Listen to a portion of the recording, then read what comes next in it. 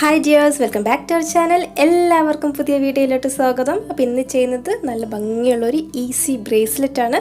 അതിന്റെ മെറ്റീരിയൽസ് നോക്കാം. White colour അല്ലെങ്കിൽ of white 2mm size beads, 6mm വരുന്ന ഒരു പിങ്ക് കളർ ബീഡ്സ്, പിന്നെ കോർക്കാനായിട്ട് ഫിഷിംഗ് വയർ, പിന്നെ ഒരു ഹുക്ക് വേണം, 2 ജംപ് റിംഗ്, പിന്നെ പ്ലെയറും കത്രികയാണ് എടുത്തിരിക്കുന്നത്. അപ്പോൾ നമുക്കിനി സ്റ്റാർട്ട് ചെയ്യാം.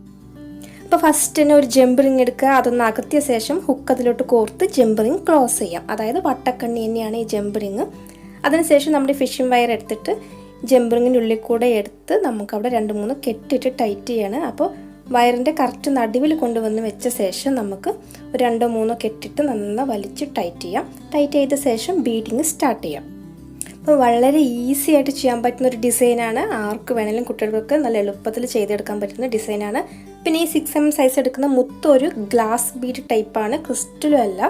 അപ്പോൾ നമ്മൾ ബീഡിങ് സ്റ്റാർട്ട് ചെയ്യുമ്പോൾ 2 വയറും കൂടി ചേർത്ത് പിടിച്ചിട്ടാണ് ഒരു മുത്ത് ആദ്യം കോർക്കുന്നത്. 2ലും കൂടി ഒരു മുത്താണ് കോർക്കുന്നത്. പിന്നെ 2 വയറിലും, അതായത് 2നും 2 മുത്ത് വെച്ചിട്ടാണ് നമ്മൾ കോർക്കുക.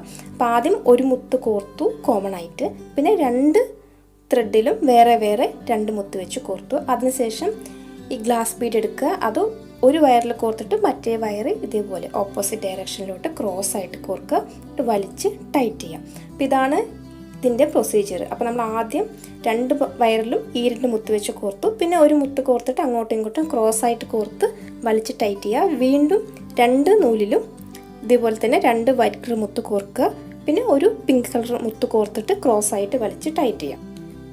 ഈ 2mm സൈസ് വരുന്ന മുത്ത് ശരിക്കും വൈറ്റ് അല്ല, അതായത് ക്ലിയർ വൈറ്റ് അല്ല, ഒരു ഓഫ് വൈറ്റ് ആണ് ഇവിടെ ഞാൻ എടുത്തിരിക്കുന്നത്. അപ്പോൾ ഇതേ പ്രൊസീജിയറിൽ നമുക്ക് വീണ്ടും 2 നൂലിലും 2 വൈറ്റ് കളർ മുത്ത് അല്ലെങ്കിൽ ഓഫ് വൈറ്റ് ചെറിയ മുത്തുണ്ടല്ലോ അത്, അതിനുശേഷം പിങ്ക് കളർ മുത്ത് കോർക്കുക. അപ്പോൾ ഇതേ പ്രൊസീജിയറിൽ നമുക്ക് എത്ര ലെങ്ത്ത് വേണോ അത്രയും ഇതേപോലെ കോർത്ത് റെഡിയാക്കി എടുക്കാം. അപ്പോൾ നമുക്ക് ഇതേ ഡിസൈനിൽ തന്നെ ചോക്കറായിട്ട് യൂസ് ചെയ്യാം. ബ്രേസ്ലെറ്റിൻ്റെ ഇതേ ഡിസൈൻ തന്നെ കുറച്ചുകൂടി ലെങ്തി ആയിട്ട് കോർത്തിട്ട് ചോക്കറായിട്ട് യൂസ് ചെയ്യാം. അപ്പോൾ ഇതേ ഡിസൈനിൽ നമുക്ക് എത്ര ലെങ്ത്ത് വേണോ അത്രയും കോർത്ത് റെഡിയാക്കി എടുക്കാം. ഞാനിവിടെ എൻ്റെ കൈയിൻ്റെ അളവിനനുസരിച്ചിട്ടാണ് കോർത്തിരിക്കുന്നത്. അതുപോലെ നിങ്ങൾക്ക് എത്രയാണോ ലെങ്ത്ത് വേണ്ടത് അത്രയും ലെങ്ത്ത് കണക്കാക്കി ഈ മുത്ത് മുഴുവൻ കോർത്ത് ഇതുപോലെ റെഡിയാക്കാം. അപ്പോൾ നമ്മളിങ്ങനെ വലിക്കുന്ന സമയത്ത് ചെറുതായിട്ടൊന്നിങ്ങനെ വലിയും. ഫിഷിംഗ് വയർ ആയതുകൊണ്ട് നമുക്ക് കോട്ടൺ വയർ അല്ലെങ്കിൽ കോട്ടൺ ത്രെഡ് യൂസ് ചെയ്തിട്ട് ഇതുപോലെ തന്നെ കോർക്കാം. അതിലൊന്നും ഒരു കുഴപ്പമില്ല.